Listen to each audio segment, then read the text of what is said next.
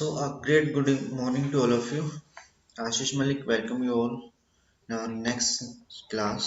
So, today we will complete chapter number 15, Our Environment, in which we will discuss all the basic concepts that are important to our CBSE examination. Okay? Now, let's start. Chapter 15, Our Environment.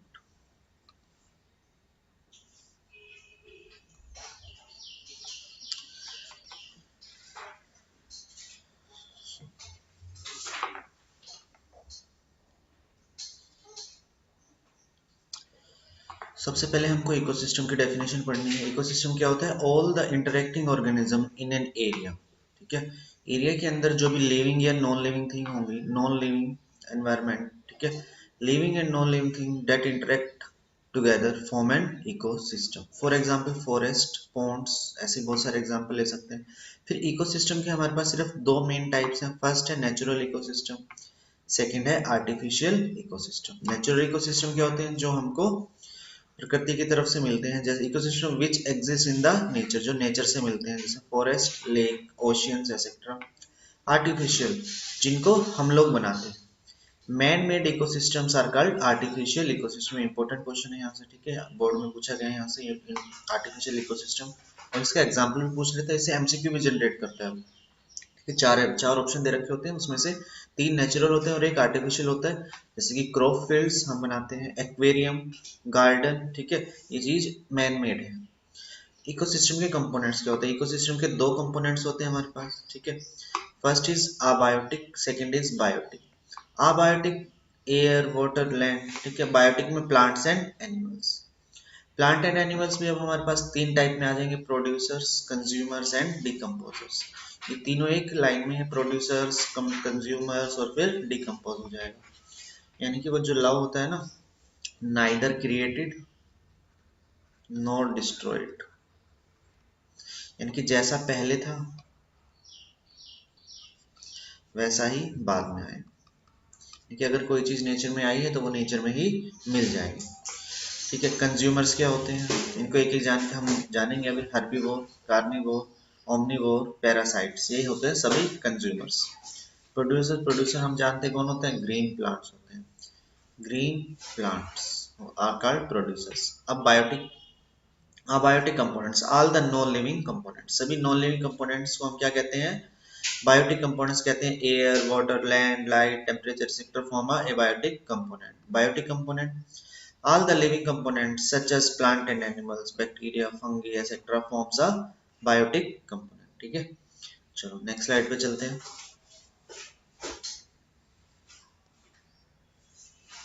Producers, ठीक है।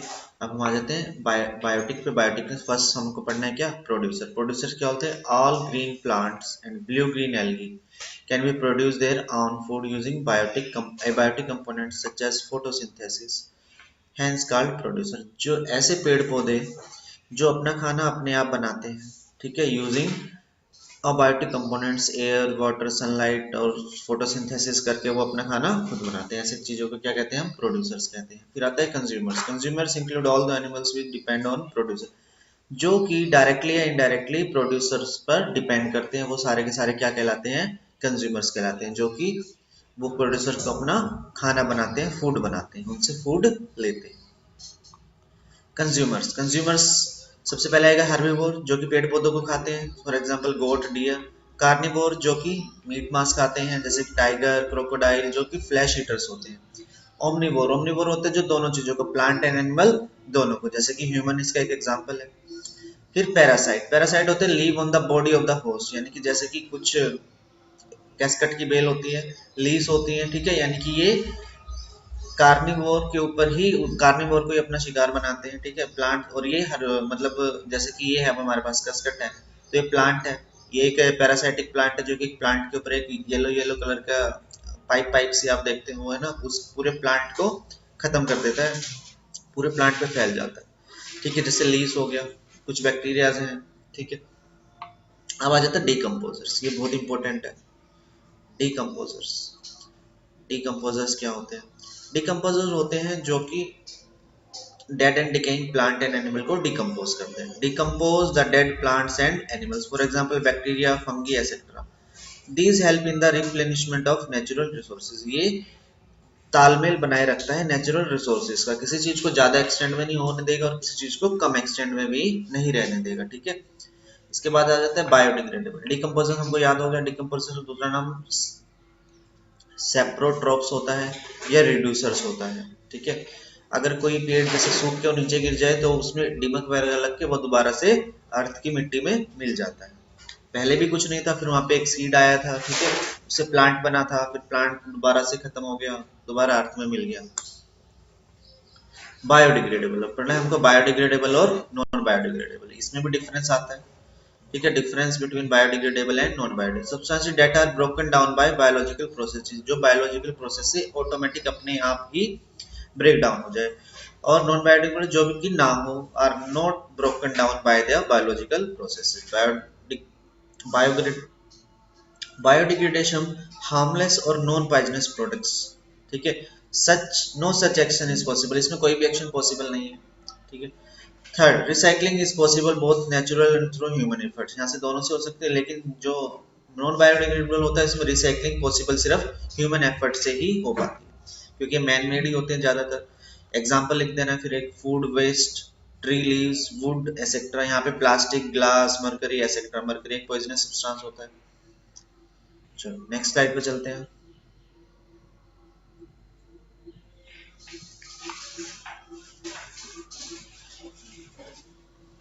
Next ecosystem. Ecosystem हमारे पास दो type का है, एक तो man made और एक नेचुरल। मैन मेड इकोसिस्टम हमने पढ़ा था क्रोपलैंड और एक्वेरियम पढ़ा था। नेचुरल इकोसिस्टम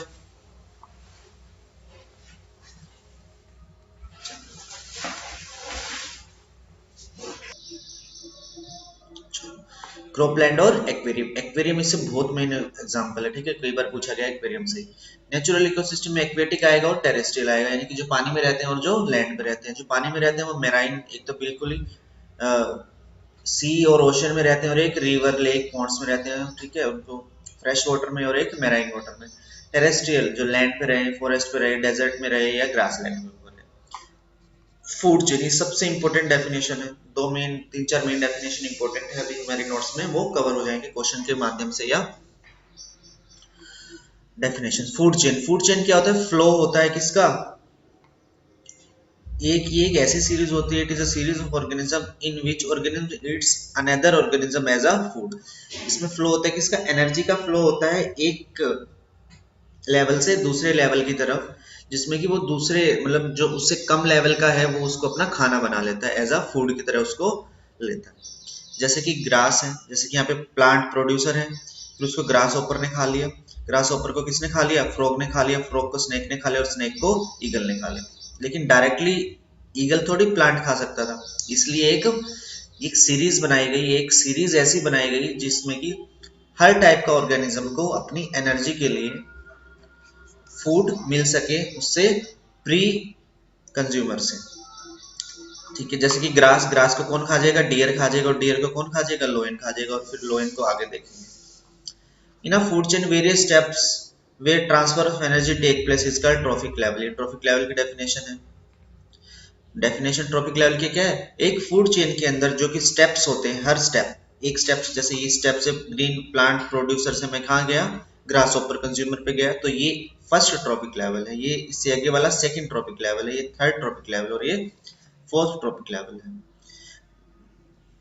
जैसे कि सनलाइट से क्यों कहाँ गया? प्रोड्यूसर्स, ग्रीन प्लांट्स, है ना, प्रोड्यूसर से हर्बीवोर यानी कि ग्रीन प्लांट्स को जिसने खा लिया। अब हर्बीवोर को किसने खा लिया? कार्निवोर में शाकाहारी को मांसाहारी ने खा लिया, और फिर टॉप कार्निवोर जो कि बड़े बड़े मांसाहारी जीव है, ठीक है। नेक्स्ट देखते हैं,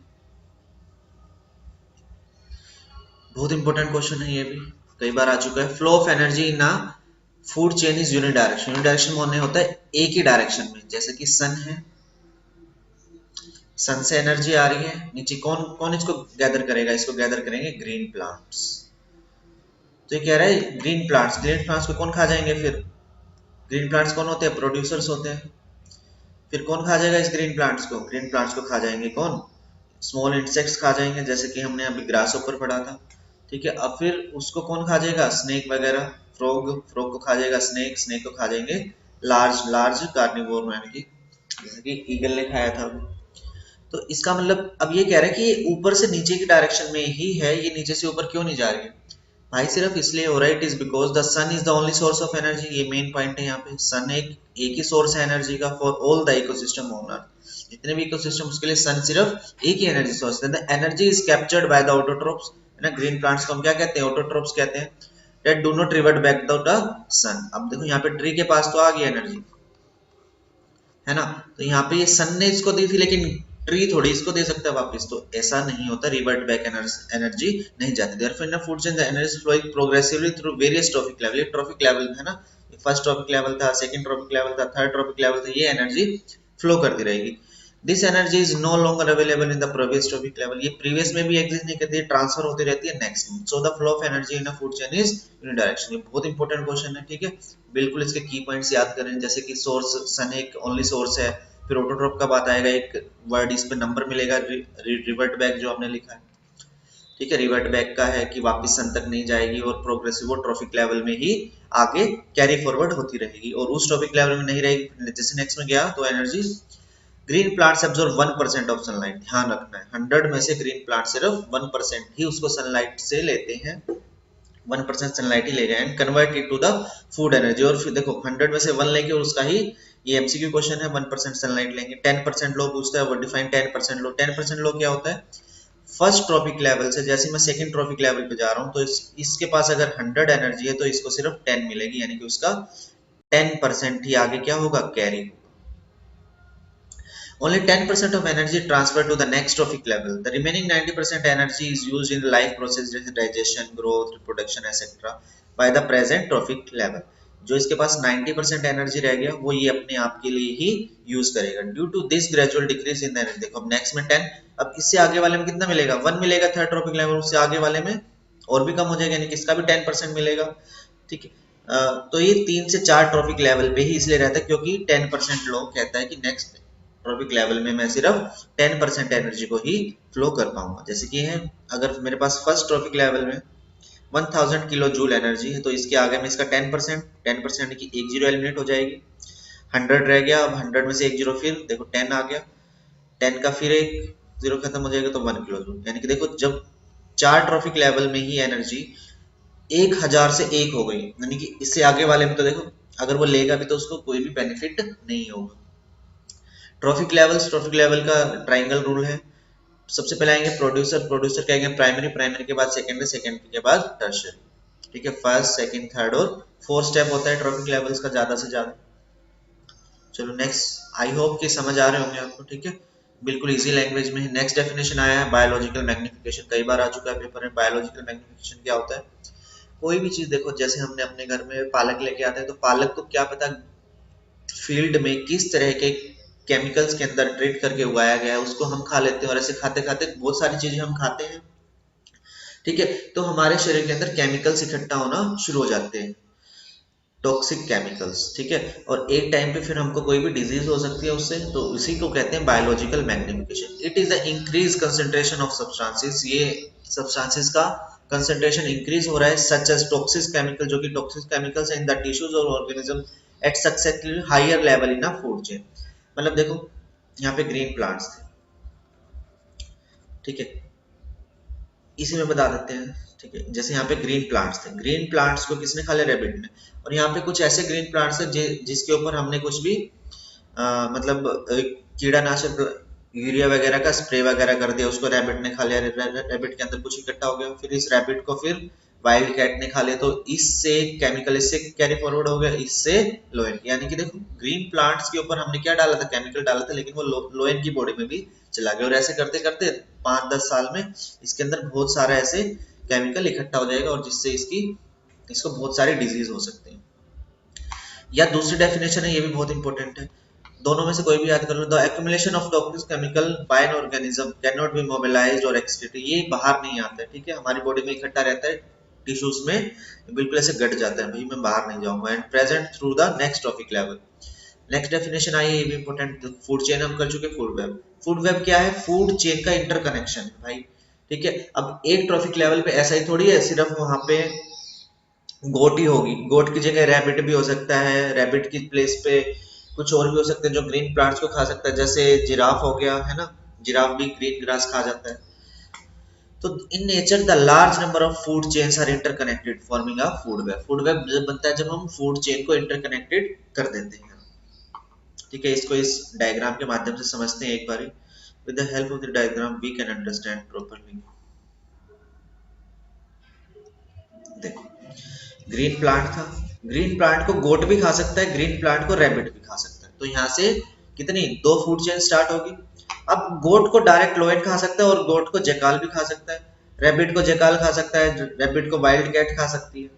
ठीक है, और ग्रीन प्लांट्स रैट, अब रैट को आउल खा लेगा, रैट को वाइल्ड कैट भी खा सकती है। मतलब ये इंटरकनेक्शन हो रहा है। देखो अभी आगे जाके जैसे इसके ब्रांचिंग होगी ना, branching of food chain, branching of food chain या interconnected forming of food chain is called food web. Interconnections होते हैं इनमें, आपस में ही बहुत सारे रिलेशंस होते हैं। ठीक है, चलो बस खत्म होने वाला है हमारा चैप्टर, लास्ट पेज रह गया ये।